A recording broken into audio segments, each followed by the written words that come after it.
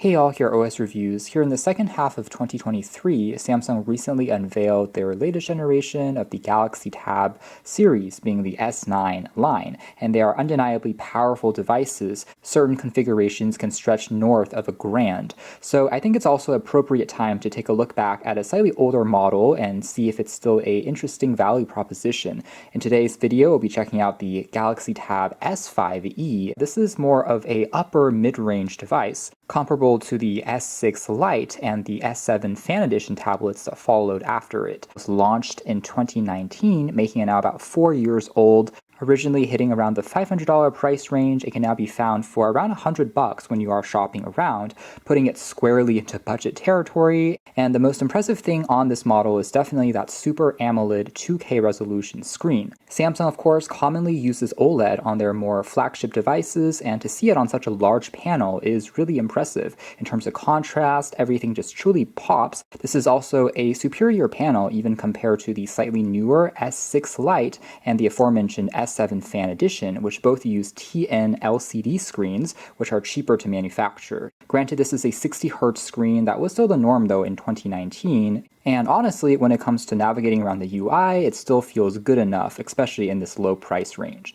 In terms of other specs, it is running on a Qualcomm Snapdragon 670 processor, which is octa-core clocked at 2 GHz, along with the Adreno 615 GPU. So this is not going to be a powerhouse, but it's held up surprisingly well. It's a 10nm architecture and still relatively energy efficient. You still won't find too many issues in terms of regular performance, although if you are into more demanding gaming, it's not going to be a forte on the 600 series chip, and instead a model like the Galaxy S6 might fare better. Now it's also paired with 4 or 6 gigabytes of RAM. 4 gigs in the base model is a touch on the stingy side, but again, for just general media consumption and not doing too much multitasking, it still fares decently. Sometimes apps will reload in the background, but it's also not too bad, I'd say, such as in this example where we've cleared the RAM. You can see it just takes a split moment to then reload.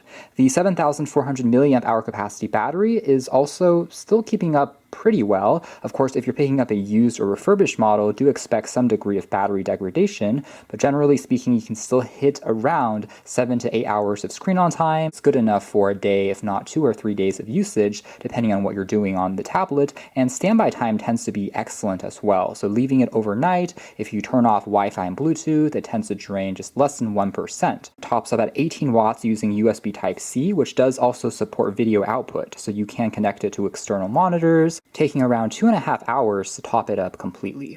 Otherwise, we do have a surprisingly slim profile, measuring only 5.5 millimeters thick and weighing 400 grams, which is roughly 0.9 pounds. For a 10.5-inch tablet, this thing is pretty shocking when you're first picking it up. It definitely feels solid because of the unibody aluminum build combined with the glass display, but it's definitely a lot thinner and also lighter than what you might expect. A closer look here on the back, we do have some embedded antenna bands on the aluminum build, which does feel super solid. The top and bottom sides here also house quad speakers, so just like on the iPad Pro, you do get some very good stereo separation. Speakers are even tuned by AKG, and via this collaboration, it definitely is making a difference in packing in very impressive audio, especially on something that is so slim. We'll do a quick test later on this video. You also get a 13 megapixel camera but no LED flash. There's an 8 megapixel selfie camera positioned on the portrait orientation, and on the bottom here is where you'll find Poco contacts for an optional keyboard case, and on the very top here you'll find a optional micro SD card slot. So the base here coming with 64 gigabytes, but there's also a 128 gigabyte variant, although I'd argue that doesn't matter as much, especially since there is expandable storage on this device. You also find a pretty tactile volume rocker, all made out of metal, and also a integrated fingerprint scanner / power key combo, which is super convenient. I still think that more tablets should have fingerprint scanners built on in by default for quicker authentication, which, believe it or not, even in 2023 is still not standard. Generally being quite reliable, although since the indent here isn't super obvious, it may take some time to first get used to its position. So as far as hardware is concerned, I think this tablet has held up quite well. It still feels super premium. A couple things to keep in mind though is this tablet does not support the S Pen or stylus input, which is a little bit of a rarity on Samsung Galaxy S Tab line. You will find that support on the S6 Lite, the S7 FE, and the standard S tablets. If you're sure you're not going to be note-taking or drawing with your tablet, then you will be perfectly fine on here. You can connect the excellent keyboard or a Bluetooth keyboard and still get plenty of work done. Moving closer into the software situation, the tablet previously shipped with Android 9 Pie out of the box, but has since been updated to Android 11, running on One UI 3.1, and that is the last software OS update at least that Samsung will push over to this device. And to Samsung's credit, they have done a lot of software optimization even for their tablets, so the overall experience still seems relatively modern, although there are a few features like a dock at the bottom that you don't quite get on One UI 3.1. What is just a little bit of a shame is that on the Galaxy Tab S6, which was released in the same year, 2019, actually received one additional OS update to Android 12, whereas again, Samsung left the S5e on Android 11. But it is what it is. I wouldn't say it's the biggest deal breaker in the world.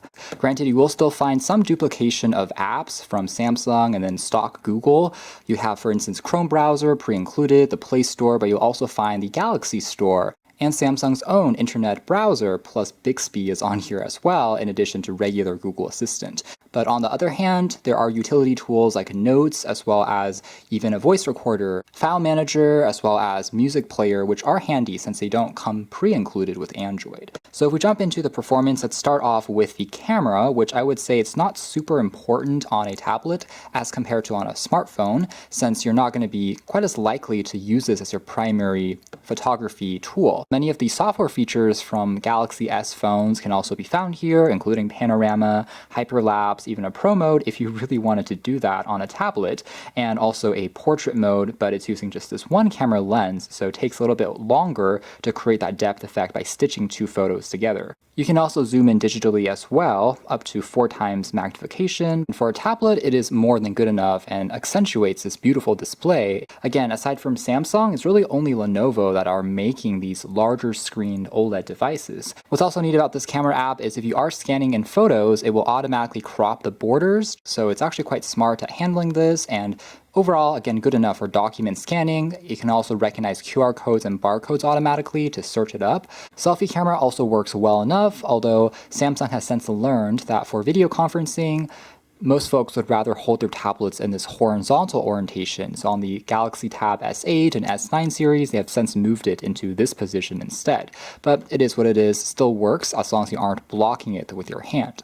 Now the only other hardware omission from this tablet would be the lack of a headphone jack that Samsung has unfortunately cut and still has cut on their newer devices. So it's a little unfortunate they couldn't build one in on a device like this, which is more geared towards multimedia consumption. Browsing the web also remains generally still a pleasant experience on this tablet. Again, the Snapdragon 670 is holding up surprisingly well. The tablet really never gets hot or even warm, even if you're pressing it a little bit harder, so very energy efficient, never really thermal throttles. In my testing, I was able to hop back and forth between around 5 or so tabs, and things were still held into memory, but anything beyond that, and it starts to reload some of the pages. But certainly still a very competent web browsing device, especially with this beautiful display, and performance still holds up. I will say though that the screen's aspect ratio, even on newer tablets from Samsung, are in the more traditional 16:10. So it is more suited for content consumption like watching videos, being a little bit more of a widescreen aspect ratio compared to the iPad's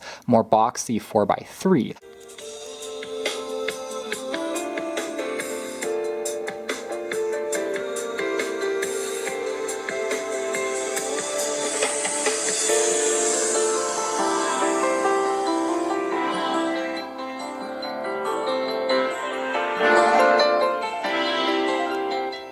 Takeaway being that the speaker quality is excellent for a tablet of its size, nor does it distort even at higher volume levels, which is pretty rare. And the 4 speakers do pack surprising volume and good separation when you're watching videos on YouTube or Netflix, which by the way, this thing does have Widevine L1 cert, so you can watch it back in full HD, something that some cheaper tablets may omit that certification, resulting in only standard resolution playback. Again, general UI navigation still feels responsive enough, and the dual band Wi-Fi Wi-Fi antennas are doing a reasonable job. It's not the strongest lock that I've ever seen, perhaps because it is running across the back two places here. So when you're holding it, you might be partially blocking a little bit of that antenna, but in my testing, I didn't have too many issues either. Watching back videos still felt pretty smooth and responsive. You can even use some picture-in-picture mode, split screen, and things are still loading up decently. By the way, if you want to add even more immersion and stereo separation, there's also a Dolby Atmos mode that you can trigger on the